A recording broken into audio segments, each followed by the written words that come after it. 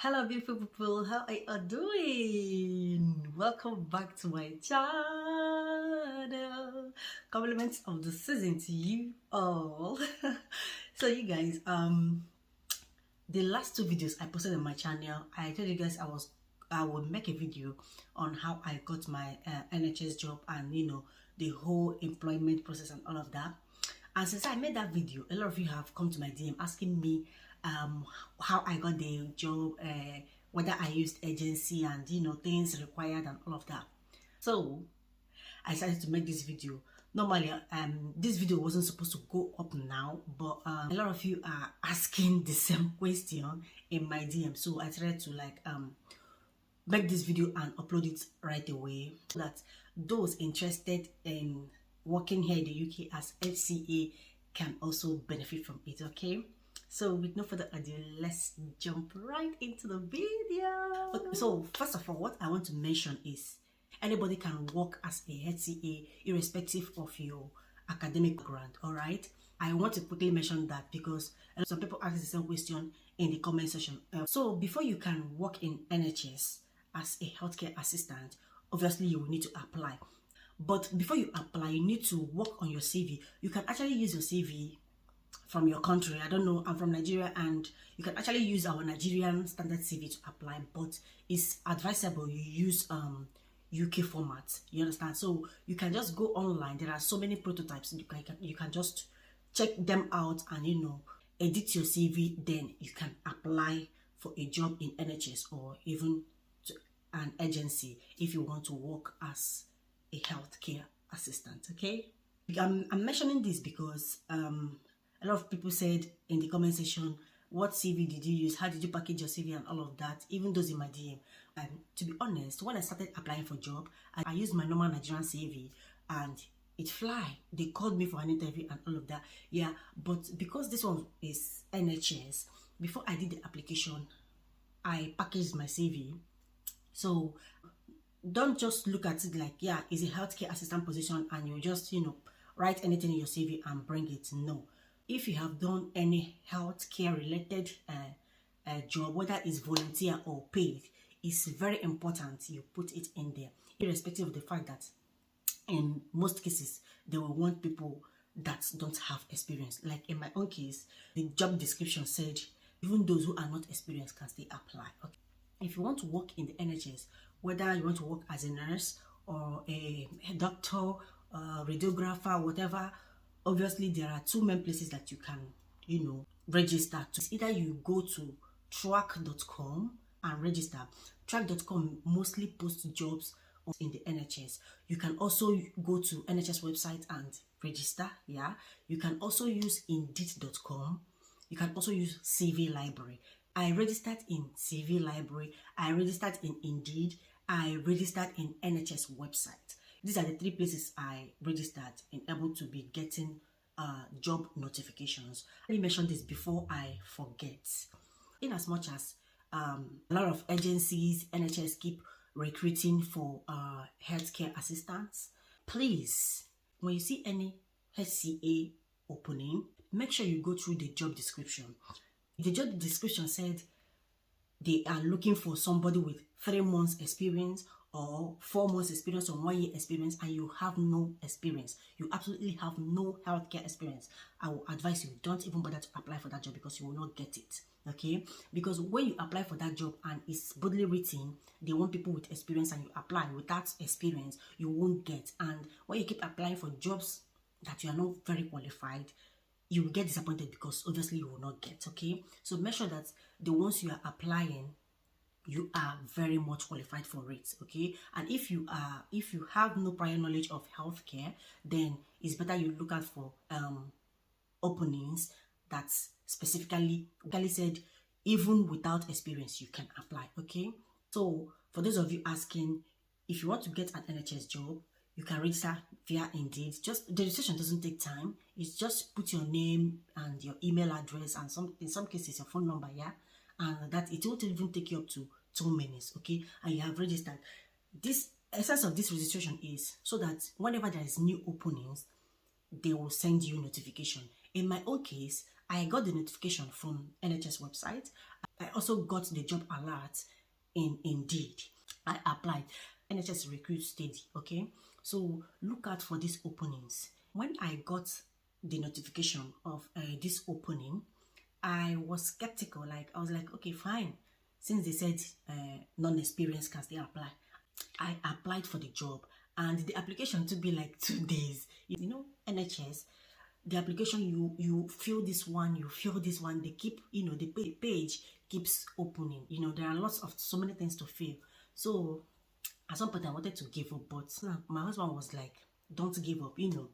So the next day we completed the application. It's NHS, yeah, and there'll be lots and lots of applications. So I was like, there are people who will be even more qualified than I am. And when I checked on Indeed, Indeed, we always tell you number of applicants that applied for that same position that you applied for. Okay, so when I checked, there we were about 30 something that applied, and NHS didn't specifically say they are looking for 1 person or 2 person or 3 persons.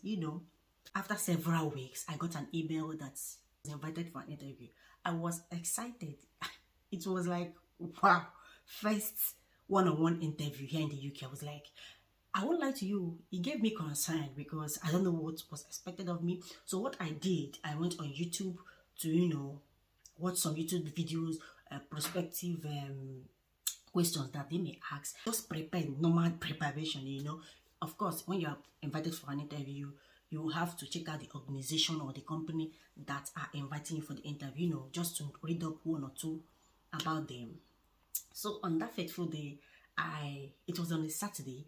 Getting there, I was the first person amongst all the applicants. So when I got there, the receptionist told me I will be writing Maths and English. Like, nobody told me I was going to write English and Maths test. So she was like, no, you shouldn't bother. It's just basic English and Maths and all of that. So, okay, fine. The English had I think about 40 questions here, and you have 20 minutes to answer each of them. So after the test, then I was invited to meet the panel. One thing I want to mention is, don't be anxious. Of course, everybody will be anxious. Like, when you're invited, of course, it's an interview, yeah? So I was anxious, and luckily for me, the interviewers, they were sort of friendly. They noticed I was tensed, so they made the environment a little bit conducive for me, because I was already tensed. And they noticed it, and they were like, okay, calm down. You don't know the type of interviewers you will meet, so you just have to comport yourself. You understand? When they started asking me questions, I was expecting like about the regular interview questions. Tell us about yourself, tell us this, that, and all of that. No.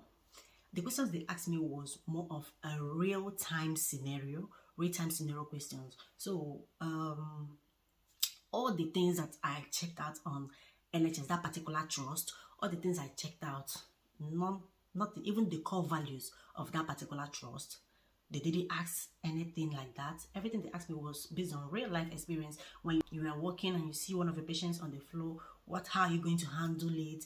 Or if you are in a situation where you are feeding a patient and the patient is choking, how are you going to all those kind of real life questions.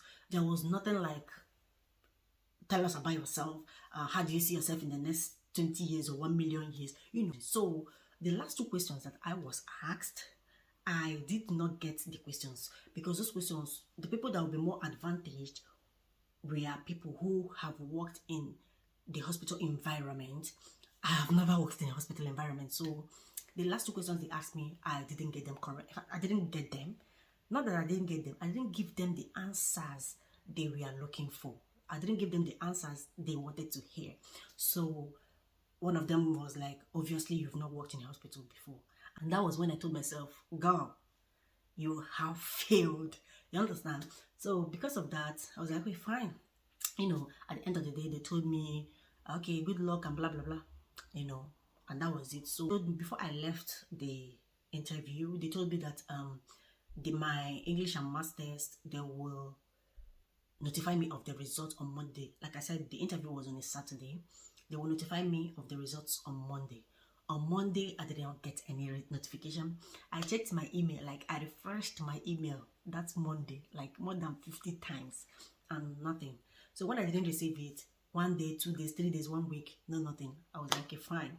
I moved on. Yeah, when I was in Nigeria, I've always wanted to work as a healthcare assistant because, you know, baby girl has this plan of becoming a nurse in future. Okay, so I feel like working as a HCA is more like a stepping stone for the career line I want to embark on. So I waited and I didn't get the email. So one day I was at work. I was on break that particular day. My phone rang, and you know that congratulatory message is this Ugonma, blah blah blah. Immediately I heard NHS in them. I shouted. I was like, "Thank you, Jesus!" So when they told me I've passed, okay, they'll be sending me some paper to sign and all of that, and they'll be doing DBS check and you know all of those processes. See, look, when you get a job in NHS, it's not like agency work that you applied and when the agency replies to you, like maybe after a few days the agency replies to you and the next week you already started working. No, NHS takes a longer time to process the whole job thing. Okay, it can take 3 weeks, it can take 1 month or even more than 1 month. Okay, because they will send you first of all they will send you the paperwork to fill and all of that. Then they will send forms to your referees, you know, as long as they get a positive feedback from your referees. So it's very important you notify your referees of a certain organization that will be sending them so that they will know what to write. Okay, we'll do the DBS check and all of that. Then you go for your test. Like if you are vaccinated, like there are some countries that's when you come from these countries you wouldn't need to vaccinate again, but those of us that come from Africa, I know that you will need to vaccinate yourself. They will need to vaccinate you. If you have proof that you already have certain vaccinations, then you are okay. In my own case, I didn't have proof that I have had measles and all of those kind of vaccines, so they had to book me for another vaccine. Okay, I've already lost hope that, man, I've lost this job, because on that day of interview, some of the people that came for the interview as well, they were like people that were working in a hospital already. You understand? Some of them are working in a care home, and I was like, oh my god, I may not even have chance, coupled with the fact that I didn't get correctly 2 questions that I was asked that day. So don't be discouraged. That is just basically what I want to say in this video. If you're looking for NHS job, register on Indeed. You can register on CV Library. Most importantly, track.com, or you go to NHS website, you will see lots of openings there. Whether you're looking for a nursing job or any type of healthcare job that you're looking for, you will always get it in NHS website, track.com. And again, anybody can work in NHS. I didn't use any agency. I did the application myself, and here I am. So okay, it's very possible for you to get a job in NHS. I wish you best of luck. Okay, hope you're able to pick 1 or 2 from this video. Okay, until then, see you in my next one. Ciao.